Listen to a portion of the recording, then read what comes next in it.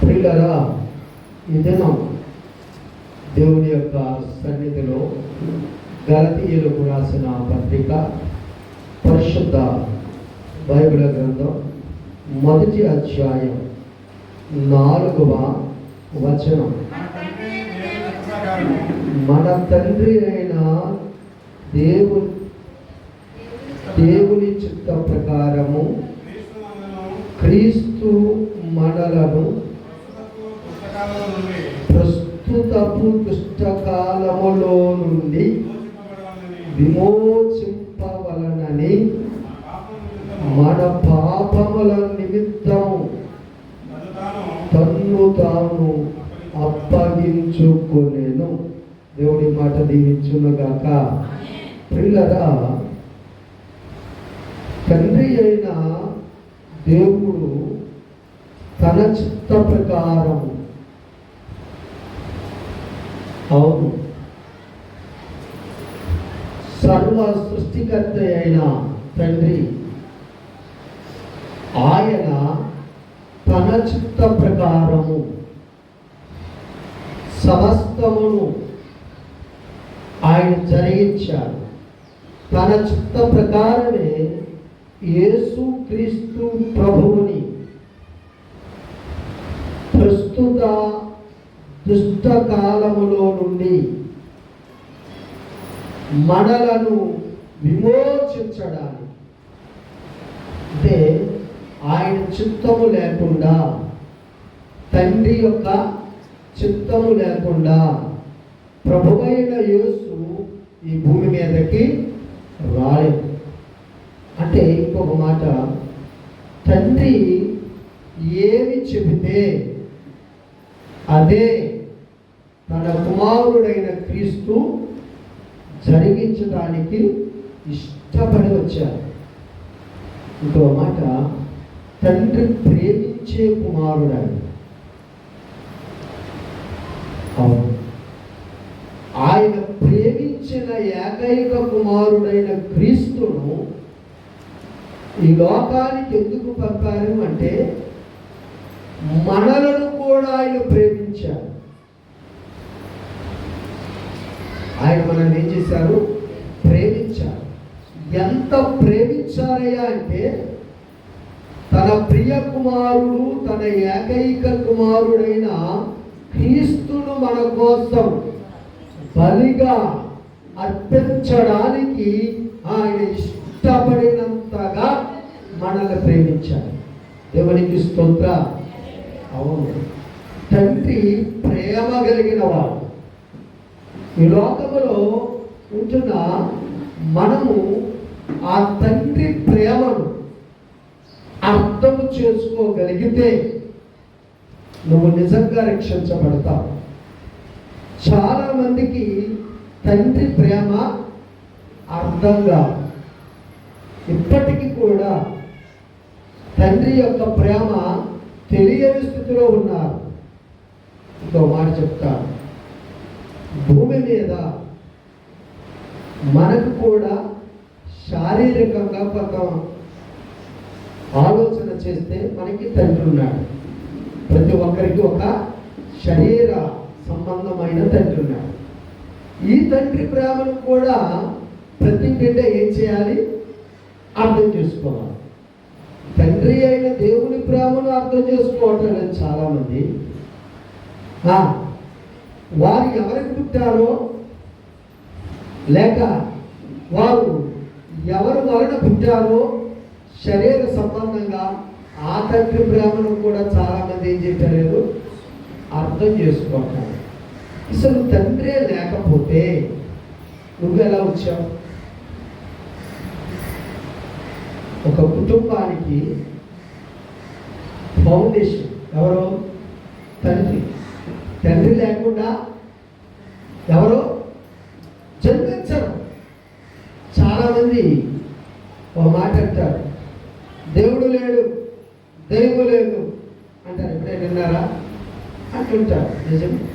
అవును, దేవుడు లేకుండా నువ్వు ఎలా పుట్టావు? నా తండ్రి పుట్టాడు, ఓకే. ఆ తండ్రికి ఇంకో తండ్రి ఉన్నాడా? ఉన్నాడు. ఆ తండ్రికి ఇంకో తండ్రి ఉన్నాడా? ఉన్నాడు. ఆ ఆ తండ్రికి ఇంకో తండ్రి ఉన్నాడు. అలాగే ఆదాము. లాస్ట్ తండ్రి ఎవరు? మానవులుగా ఆదాము. ఆ ఆదాముకు తండ్రి ఎవరు? దేవుడు. దేవునికి స్తోత్రం. చాలా స్పష్టంగా మత్తయి సువార్తలో కనబడతాయి. లూకా సువార్తలో స్పష్టమైన మాట కనబడతాయి. ఆదాము దేవుని కుమారుడు. దేవునికి స్తోత్రం కలుగునుగా. అంటే ప్రతి మానవునికి ఎవరున్నారు? ఒక తండ్రి ఉన్నాడు. ఇంకొకటి ఏంటంటే సర్వలోకములో ఉన్న మానవాళ్ళందరికీ తండ్రి ఒక్కడే. ఎఫెసీయులకు రాసిన పత్రిక 4వ అధ్యాయం 6వ వచనం. ఎఫెసీయులకు రాసిన పత్రిక, అందరికీ తండ్రి అయిన దేవుడు ఒక్కడే. దేవునికి స్తోత్రం. అందరికీ తండ్రి. ఎంతమందికమ్మా? భూమి మీద పుట్టిన సకల ప్రధానికానికి తండ్రి దేవుడు. ఆ తండ్రి మానవులమైన మనల్ని ఏం చేస్తున్నారు? ప్రేమిస్తూ ఉన్నారు. అవును. ఆ తండ్రి లేకపోతే ఏ మానవుడు భూమి మీద జన్మించాడు. ఆ తండ్రి లేడు అంటే దేవుడు లేడు అని అంటారంట. కీర్తనల గ్రంథం 14వ కీర్తన 1వ చరణంలో ఏమని ఉందంటే, బుద్ధిహీనుడు దేవుడు లేడని తమ హృదయాలలో అనుకుంటారు. ఏం లేదు? బుద్ధి లేదు. బుద్ధి లేనివాడు ఏమంటాడు? దేవుడు లేడంటాడు. బుద్ధి లేనివాడు ఏమంటాడు? నా తండ్రి లేడంటాడు. తండ్రి లేకపోతే, దేవుడు లేకపోతే నువ్వెలా ఉంటావు? ఆ తండ్రి ఫౌండేషన్, అసలు మూలం ఆయన. ఆయన లేకపోతే నీవు లేవు, నేను లేను, సృష్టి లేదు. అవును. తండ్రికి ఎంత భవిష్యత్తు జ్ఞానం ఉంటుంది అంటే, ప్రతి తండ్రికి కూడా వారి బిడ్డలు సుఖంగా ఉండాలి, వారి బిడ్డలు సంతోషంగా ఉండాలి, వారి బిడ్డలు ఒక ఉన్నతమైన స్థితిలో ఉండాలని కోరుకుంటారు. అవునా? ఏ తండ్రి అయినా. కొంతమంది ఉంటారులేండి, ఏంటి, వాళ్ళు శారీరకంగా తండ్రులు కొంతమంది ఉంటారు, వాళ్ళకి జ్ఞానం లేదు. జ్ఞానం ఉన్న ఏ తండ్రి తన పిల్లల్ని ఏదమ్మా మంచిగా ఉండాలని ఆశిస్తారు, ఆలోచిస్తారు. అవును కదా? మన పరలోకపు తండ్రి కూడా మన భవిష్యత్తు ఒక మంచి ఉద్దేశము కలిగి ఆలోచన చేస్తాడు. మొట్టమొదటి దేవుడు మానవుడు పుట్టించలే. పుట్టిస్తే ఎక్కడ పెట్టాలి? పుట్టిస్తే ఎక్కడ పెట్టాలి? ముందు మనిషిని చేసాడు అనుకున్నాం. ఎక్కడ పెడతాడు అంటే మనలాంటి తెలుగుకోడు కాదు. ఆయన తండ్రి భవిష్యత్ జ్ఞానం కలిగిన వాడు. మానవుని పుట్టించక మునిపే మానవునికి ఏం కావాలన్నీ ఏం చేశారు? ఆయన సమకూర్చాడు. నిజంగా కేవలము సృష్టి యావత్తు మానవుడు కొరకే చేశాడు. తండ్రి అయిన దేవునికి మానవుడి మీద ఎంత ప్రేమ ఉందో అర్థం అవ్వాలి. ఇంత విశాలమైన ఈ సృష్టిని ఎవరి కోసం చేశాడు? మానవుల మీద, మన కోసం. తండ్రి అయిన దేవుడు మానవుడిని ఎంత ప్రేమించాడంటే, ఈ సృష్టి అంతా నువ్వు అర్థం చేసుకోగలిగితే అంత ప్రేమించాడు. సృష్టి మొత్తాన్ని అర్థం చేసుకోగలవా? ఎంత నిజం. ఒక నివాస యోగ్యమైన రీతిగా దేవుడు భూమిని కలుగు చేశాడు. దేవుడు మన గురించి ఇంత ఆలోచన చేస్తున్నప్పుడు మనకు పుట్టిన బిడ్డల కోసం మనం కూడా ఏం చేయాలి? కుక్క పిల్లలు పెడుతుంది,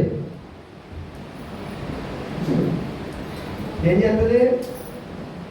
కొద్ది రోజులు పాలించాక వదిలేస్తుంది. మనము అందుకని ఆ జంతువులు కాదు, దేవుడికి స్తోత్రం కలుగుతాడు. మనకి దేవుడు జ్ఞాన హృదయం ఇచ్చాడు. ఏమా, మనకి దేవుడు జ్ఞాన హృదయం ఇచ్చాడు. మనకి దేవుడు ఆత్మనిచ్చాడు. ఆయన మనకి వివేచన శక్తినిచ్చాడు. మనకు మంచి తండ్రిని కలిగిన వారు. దేవునికి స్తోత్ర. ఆ మంచి తండ్రి మన భవిష్యత్తును గురించి ఆలోచన చేస్తున్నాడు. రెస్పాన్సిబిలిటీ. ఆయన ఎంత రెస్పాన్స్ కలిగిన వాడంటే, నా బిడ్డలకి ఏ లోటు రాకూడదు అన్న ఆలోచన కలిగిన వాడు. అవునండి, మన పరలోకపు తండ్రి ఆయన ముందే ఒక ప్రణాళిక కలిగి ఉన్నాడు. కొంతమంది తెలియదు. మన తండ్రి పరిశుద్ధుడు. దేవునికి స్తోత్ర. లేవియాకాండంలో చెప్తున్నా, నేను పరిశుద్ధుడును గనుక మీరును పరిశుద్ధులై. పేతురు కూడా పేతురు రాసిన పత్రికలో మళ్ళీ అదే మాట ప్రస్తావిస్తుంటాడు. మన దేవుడు పరిశుద్ధుడు అయి ఉన్న ప్రకారము మనం కూడా ఎలా ఉండాలి? పరిశుద్ధులమై ఉండాలి. అమ్మా, ఇది ఎవరికి పుట్టాడు? ఆ గుణలక్షణాలు ఉండాలి మనకి, అంతే కదా? మన పరలోకపు తండ్రి పరిశుద్ధుడు. ఆయన పరిశుద్ధుడై ఉన్న ప్రకారం మనం కూడా ఎలా ఉండాలి? పరిశుద్ధంగా. పరిశుద్ధమైన బిడ్డల వలె మనం ఉంటే మన తండ్రికి మనం మంచి పేరు తెచ్చుకోవాలి. యోహాను సువార్తలో పరిశుద్ధ బైబిల్ గ్రంథంలో చక్కటి మాట రాయబడి ఉన్నది. యోహాను సువార్త దేవాది దేవుని యొక్క లేఖన గ్రంథం 10వ అధ్యాయం 37వ వచనంలో యేసు ప్రభువు చెప్తూ ఉన్నారు, నేను నా తండ్రి క్రియలు చేయని ఎడల నన్ను నమ్మొద్దు, చేసిన ఎడల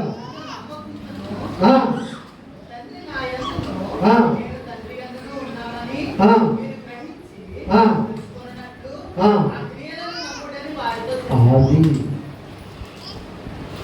నేను నా తండ్రి క్రియలను చేయకపోతే నన్ను నమ్మొద్దు అంటుంటారు లోకంలో. అరే ఇది అలా అమ్మ ముందులో రాలేదు కబడం అని నా ముందులో మరి ఎవరి ముందులో చెయ్యం. ఏ బుద్ధులు నేర్చుకున్నారో? అవును, తల్లిదండ్రులు పరిశుద్ధంగా ఉన్నప్పుడు మన బిడ్డలు కూడా వాళ్ళు దాన్ని గ్రహించి ఆ క్రియలను చేసి వారు కూడా పరిశుద్ధంగా ఉంటే అబ్బ ఆ అమ్మ నాన్నకి కూడా మంచిగా ఉన్నారండి, అవును కదా, ఆ మంచి పేరు ఉంటుంది కదా. అలా లేకపోతే ఏమంటారు?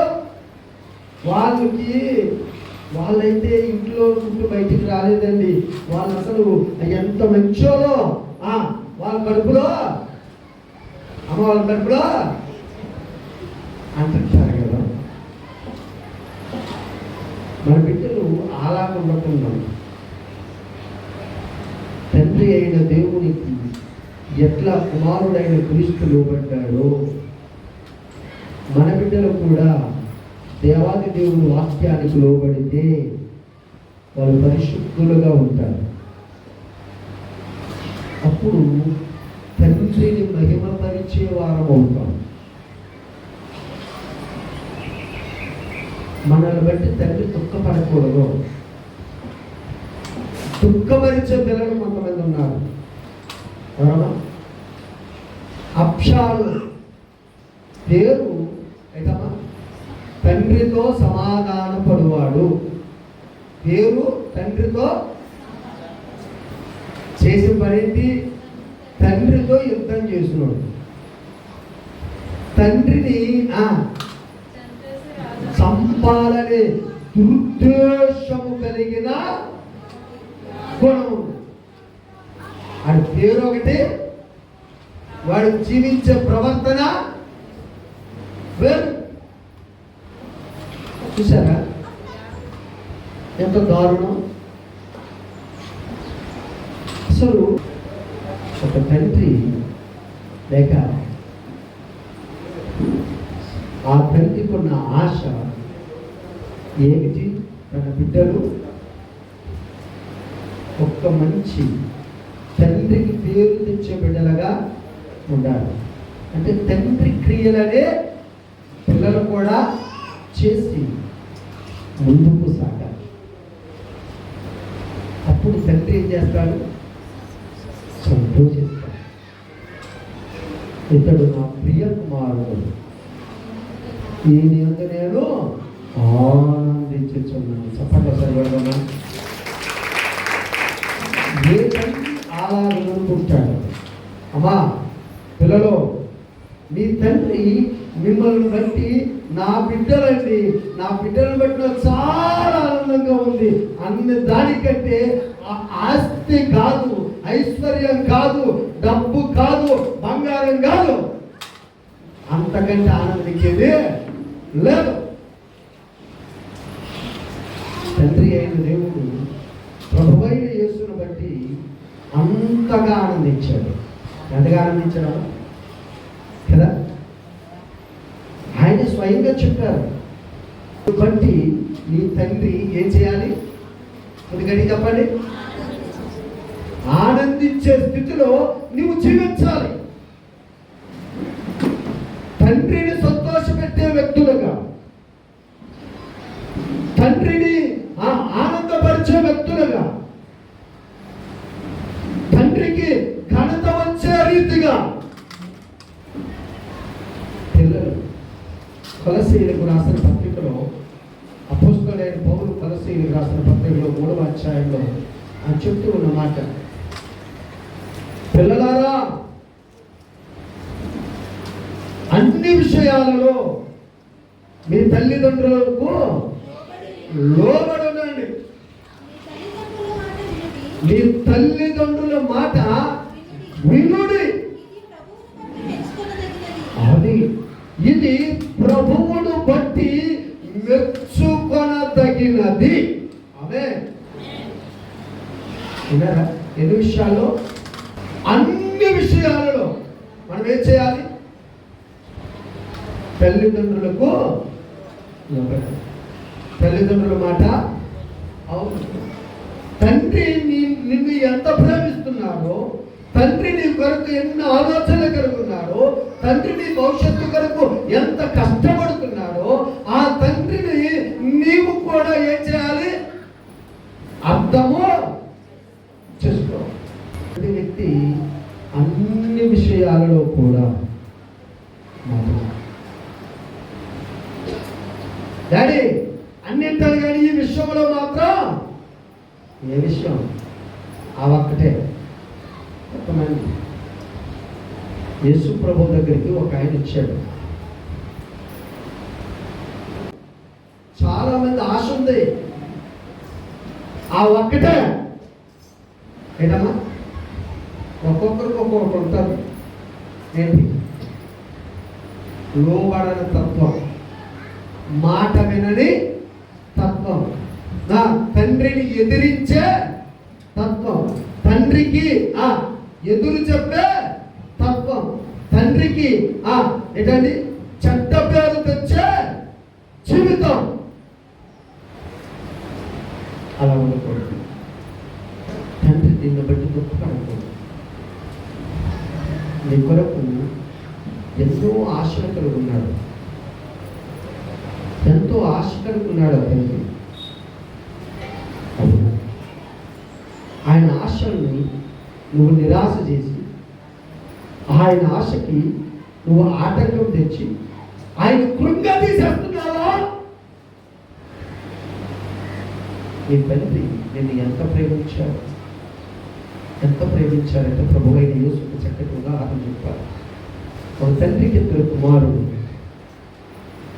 చిన్న కుమారుడు తన ఆస్తిని ఇమ్మన్నాడు, తన భాగమును పంచిపెట్టిమన్నాడు. పంచిపెడితే పట్టుకుని వెళ్ళి తన స్నేహితులతో తాను వెళ్ళి దుర్వ్యాపారము చేసి, ఏ వ్యాపారము? దుర్వ్యాపారము చేసి మొత్తానికి ఆస్తంతటిని నాశనము చేసి చివరికి తిండి కూడా లేని స్థితిలోకి వెళ్ళిపోయాడు. ఎలాగో కడుపు నింపుకోవాలనుకుని పనికి వెళ్ళాడంట. ఆ పని ఏంటంటే పందుల యజమాని దగ్గరికి వెళ్ళాడంట. ఆ పందుల యజమాని అన్నాడంటే ఒక పూట పెడతాను పందులు కానీ 3 పూటల దిక్కుడికి 1 పూట తింటే ఏం చేస్తుంది? ఇక పందులకు పెట్టే పొట్టుని తినేద్దాం అనుకున్నాడు. తింటే యజమాని చూసేసాడు, అదే పని నా పందులకి పెట్టవలసిన నువ్వు తినేద్దా.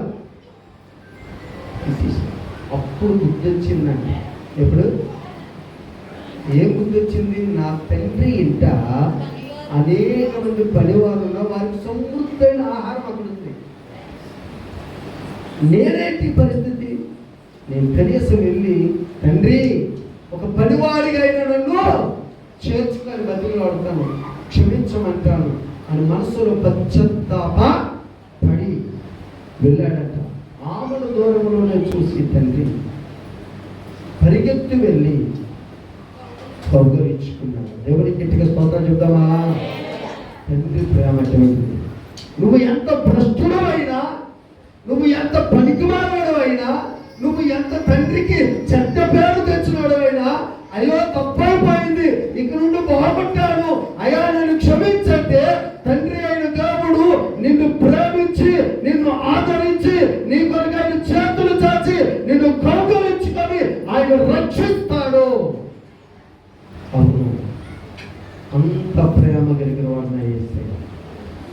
ప్రేమ మరి ఇంత ప్రేమించిన తండ్రిని నువ్వు మోసం చేస్తే అది నీకు మంచిదా?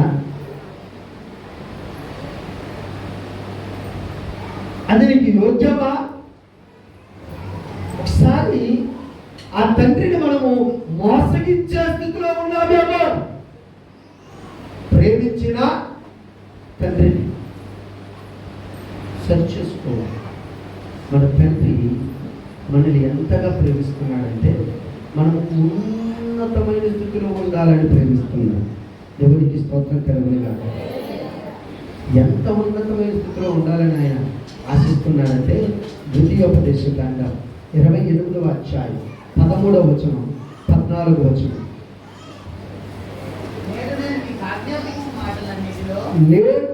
నేను మీకు ఆజ్ఞాపించు మాటలు అన్నిటిలో దేని విషయములోను కుడికి కానీ ఎడమకు కానీ అన్యుల దేవతలను అనుసరింపకయు వాటిని పూజింపకయు నీవు అనుసరించి నడుచుకొనవలెనని నేను నీకు ఆజ్ఞాపించుచున్న నీ దేవుడైన యెహోవా ఆజ్ఞలను అనుసరించి గైకొనిన ఎడల యెహోవా నిన్ను తలగా నియమించును గాని తోకగా నియమించాడు. నువ్వు పైవాడవగా ఉందువు గాని క్రిందవాడవగా ఉండవు. దేవునికి స్తోత్రం. దేవుని యొక్క ఆశ, ఆలోచన విధానం ఏమిటంటే నువ్వు అందరికంటే ఉన్నతమైన స్థితిలో ఉండాలి. ఏ తండ్రి అయినా తన బిడ్డలను ఏంటమ్మా అందరికంటే ఉన్నతమైన స్థితిలో కాలములో ఆవిడన్నమాట ఏంటి? పాపపు పరిస్థితులలో మనము పాపపు జీవితములను జీవించి ఆ పాపానికి బానిసలమైపోయి నిత్య నరకానికి మనము పోకుండా ఉండాలని సదుద్దేశముతో ఆయన పాపులమైన మన కొరకు తన్ను తాను అప్పగించుకున్నాడు. ఆయన సిలువలో మన కోసమే నలగబెట్టబడ్డాడు. ఎందుకంటే నువ్వు రక్షించబడాలి, నువ్వు నిత్య జీవాన్ని పొందాలి. ఎవరికి స్తోత్రం. నువ్వు నిత్య జీవాన్ని పొందాలి. నీవు ఆ ఉన్నతమైన స్థలంలో అబ్రహాములో కూడా ఆడుకొని ఉండాలి. ఆయన ఆశది.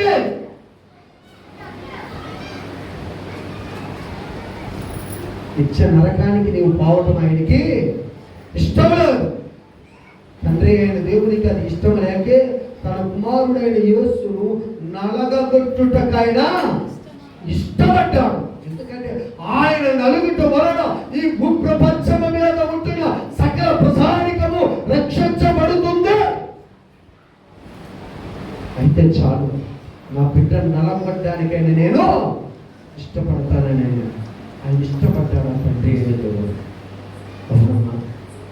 దేవుడు నన్ను ఎంతగా ప్రేమించాడు. ఆ ప్రేమను నువ్వు నేను మనం ఏం చేయాలి? అర్థం చేసుకోవాలి. చాలా మంది తండ్రి ప్రేమ అర్థం కాని స్థితిలోని ఇప్పటికీ చాలా మంది ఉంటున్నారు.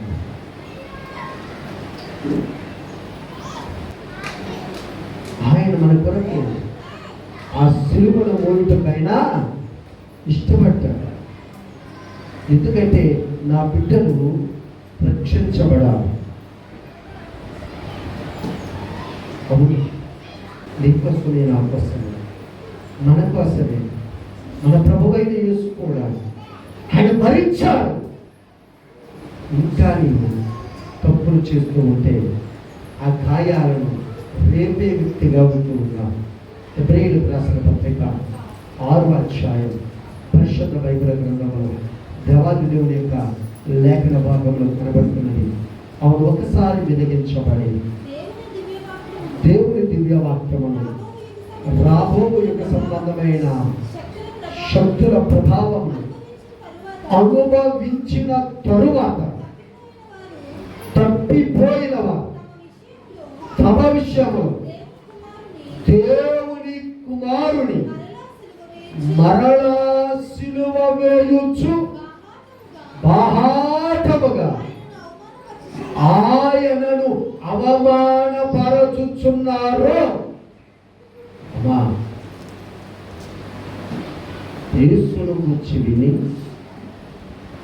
రాబో యుగ సంబంధమైన పరిస్థితులన్నీ తెలుసుకొని తప్పిపోయిన ఈరోజు చాలా మంది వాక్యము తెలిసి కూడా, వాక్యము చదివి కూడా, వాక్యము వింటూ కూడా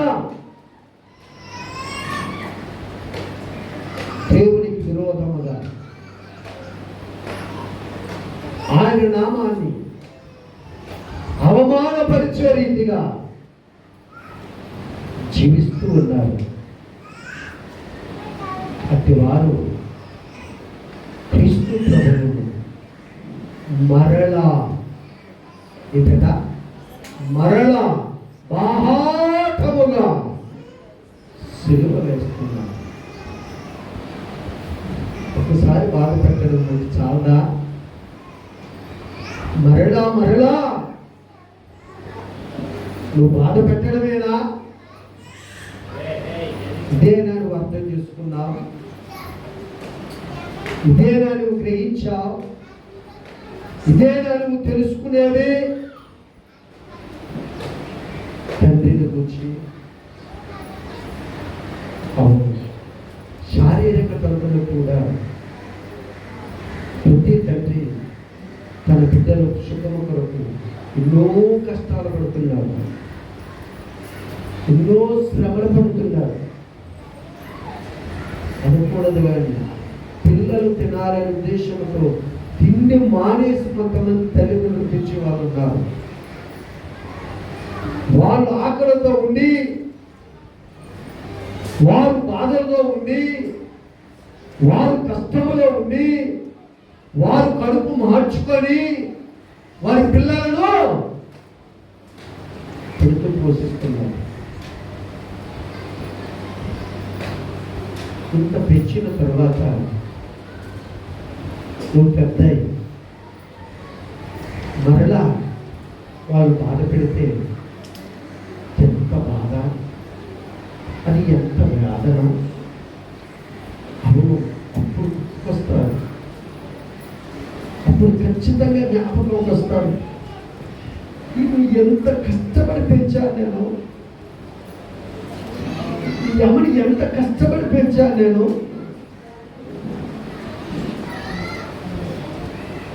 ఎన్ని రోజులు పస్తుని పెంచాను.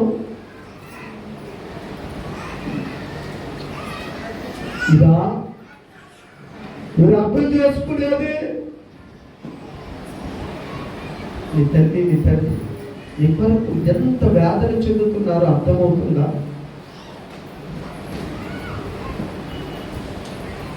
అది అర్థం చేసుకుంటే నువ్వు తప్పుకో. అది అర్థం చేసుకుంటే నువ్వు మాట లేదవు. అది అర్థం చేసుకుంటే తండ్రికి లోబడు కుమారుడైన క్రీస్తు వలె నీవు కూడా నీ తల్లికి తండ్రికి లోబడి ఉంటావు. అవును, అది అర్థం చేసుకోలేనప్పుడు క్రీస్తు శ్రమ కూడా నీకు అర్థం కాదు. ఒక తండ్రి తన కుమారుడు ప్రేమించు రీతిగా ఆయన మనలను ప్రేమిస్తూనే ఉన్నాడు.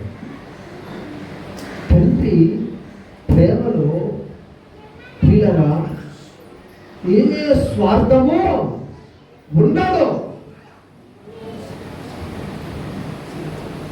ఆ తండ్రి ప్రేమలో ఏం లేదు, స్వార్థము లేదు.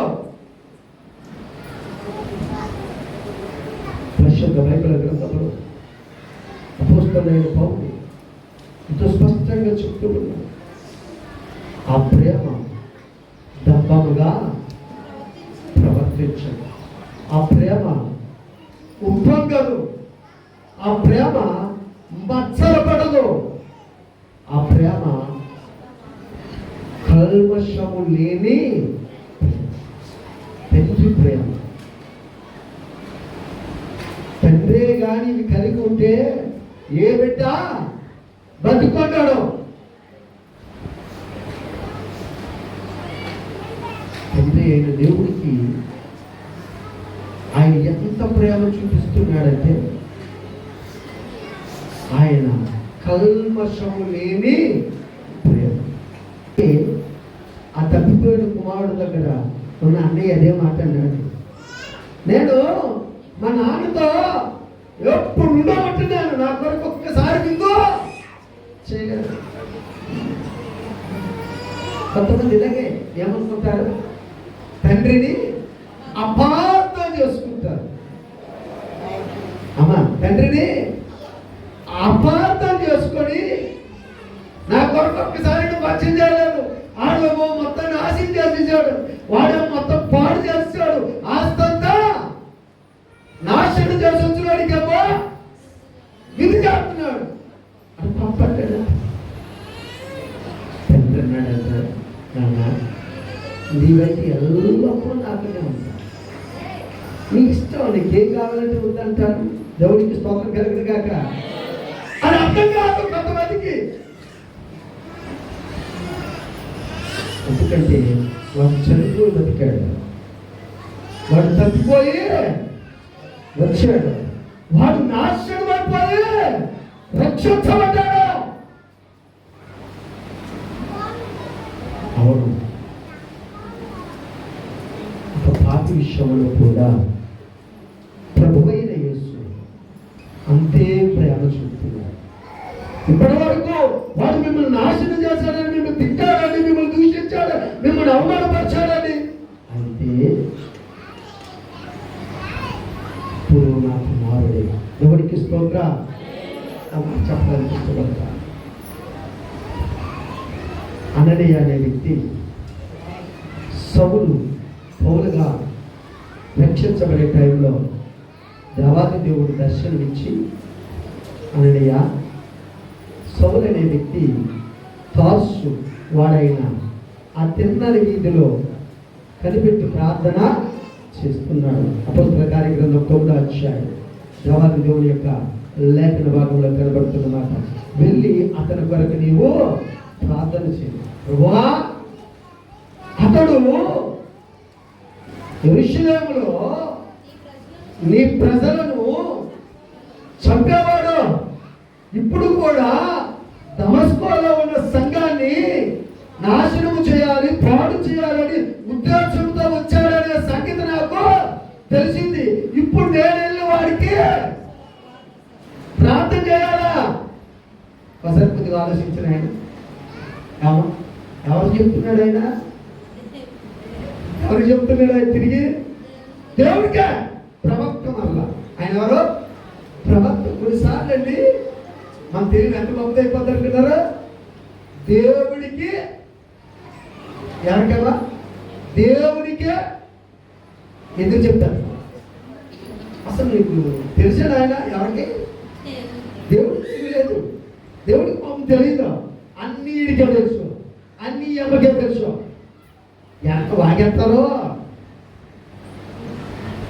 అవును, దేవుడికి ఏం లేదంట. చూడండి, మలాకీ గ్రంథము 2వ అధ్యాయం 17వ వచనం.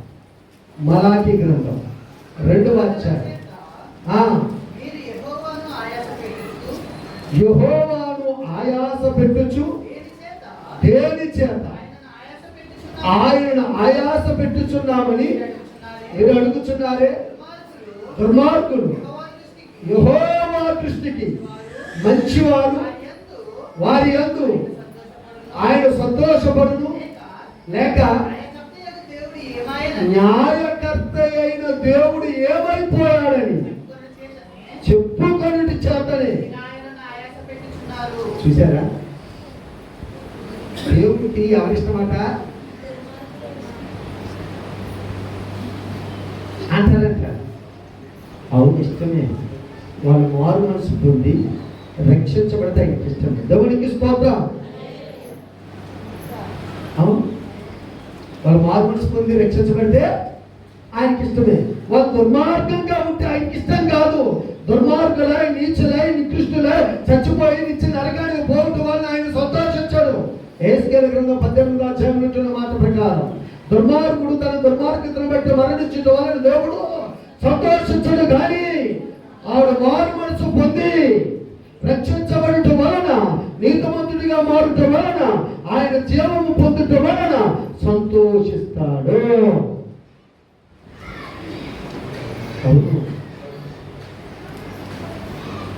దుర్మార్గులైన ఏ ఒక్క వ్యక్తి నాశనం అయిపోవడం దేవుడికి ఇష్టం లేదు. ఇప్పుడు ఆ సౌలుకు ఆ మాట చెప్పమని ఎప్పుడప్పుడు అననీయ అంటున్నాడు, ప్రభువా, ఈ మనుష్యుడు ఎంతో కీడు చేసినోడు. ఎవరు చెప్తున్నాడు చెప్పండి? ఇప్పుడు దేవుడికి కదా అమ్మ చెప్పండి. ఎవరు కదా? మనం ఒక్కోసారి ఎవరు చెప్తారు అనుకున్నారు? ఒక్కోసారి నాన్న అంటారు తండ్రి, నీకు దాదా ఊరికా. అవును, నీకే తెలుసు. మీ నాన్నకంటే నీకే ఎక్కువ తెలుసు. ఎందుకంటే మీ నాన్న నువ్వు కన్నావు. ఎవరైనా కంటే క్షమించాలి. ఎప్పుడే నిన్నరా అమ్మా ఊరికా నీకు దాదా అమ్మకంటే నీకు ఎక్కువ తెలుగు. అప్పుడు పిల్లలు అమ్మా ఎవరిని అమ్మని నాన్న కూడా ఏమంటారా? నీకు తెలియదు, నీకేం తెలుసు? అబ్బా, నువ్వు అంత గొప్పవాడు అయిపోయావు, నువ్వు అంత గొప్పదాడు అయిపోయావు. ఎవరిని ప్రశ్నిస్తున్నా? నీ తండ్రినే, నీ తల్లినే. అలాగే నీ సృష్టికర్తను కూడా నువ్వు ప్రశ్నిస్తున్నావా? ఇల్లయ్యా, వెళ్ళి ప్రార్థన చేయి. నేను నా నామము నిమిత్తం మాత్రం ఎన్ని శ్రమలను అనుభవించవలనో చూపిస్తా. నువ్వు వెళ్ళి నీ చెప్పే పని దేవునికి స్తోత్రం. హల్లెలూయా. నీకు చెప్పాడు. అది తండ్రి మాటకి ఏం చేసిన వాడు లోబడే వ్యక్తి అవుతాడు. తండ్రికి అన్నీ తెలుసు. ఆయన ఎప్పుడు ఏమి చేయాలి ఆయనకి తెలుసు. ఆయన చేస్తాడు.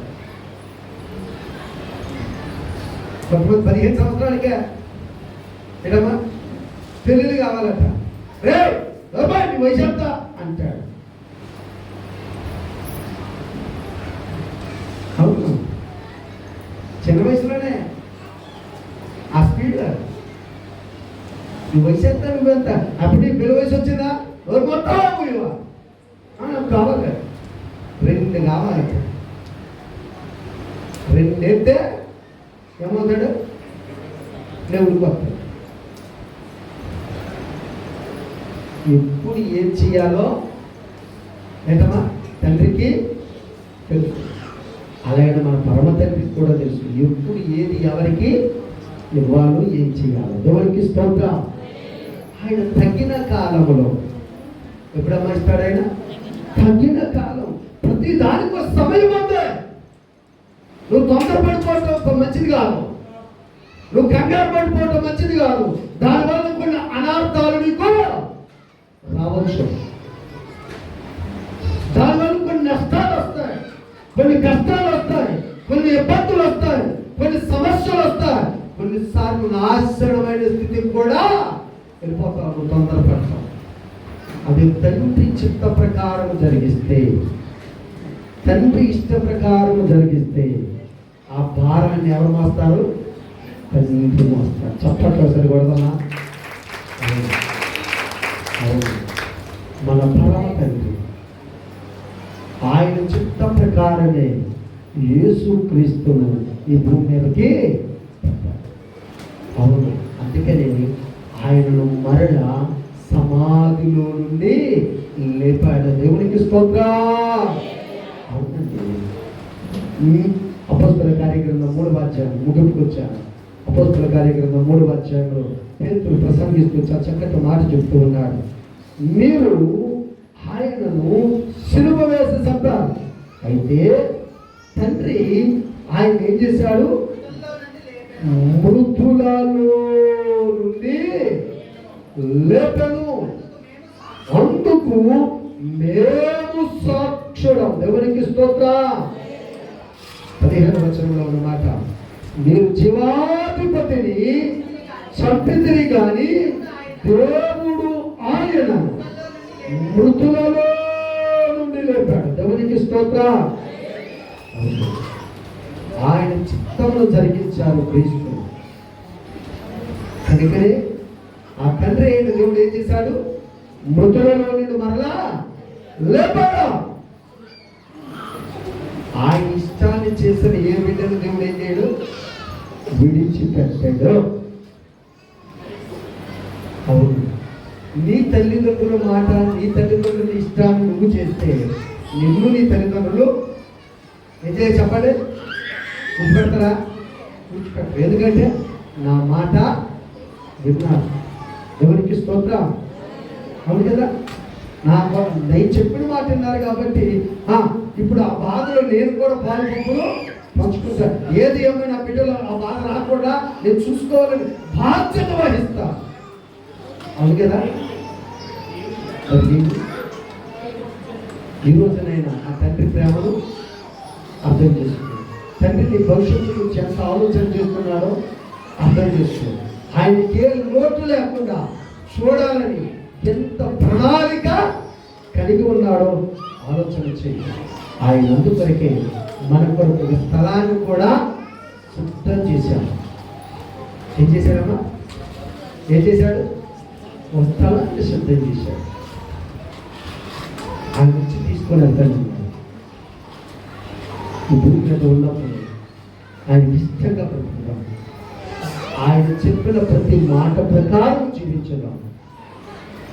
ఆయనతో కలిసి ఆయన చోటికి వెళ్దాం.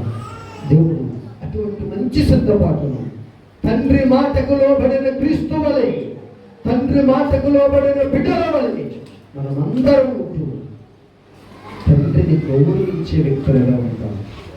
ఎందుకంటే తండ్రిని దుఃఖపరిచే వ్యక్తులుగా అప్పటికీ ఉండకూడదు.